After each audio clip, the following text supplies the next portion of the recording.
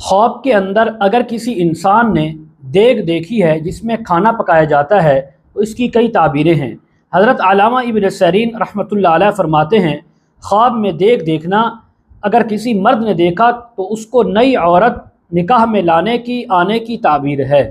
اگر کسی نے خواب کے اندر دیگ دیکھا تو بعض اہل تعبیر فرماتے ہیں یہ گھر کا مالک دیکھنے کی یا ہونے کی تعبیر ہے۔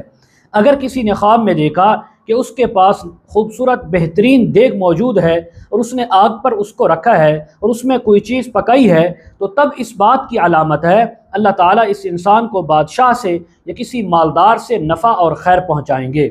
حضرت ابراہیم کرمانی رحمۃ اللہ علیہ فرماتے ہیں، خواب کے اندر اگر کسی انسان نے دیگ دیکھی ہے تو یہ گھر کی مالکہ کو دیکھنے کی تعبیر ہے۔ اگر کسی نے خواب کے اندر دیکھا کہ دیگ انہوں نے پکانے کے لیے چولہے پر رکھی لیکن وہ ٹوٹ کر گر گئی ہے تو یہ یعنی گھر کے مالک اور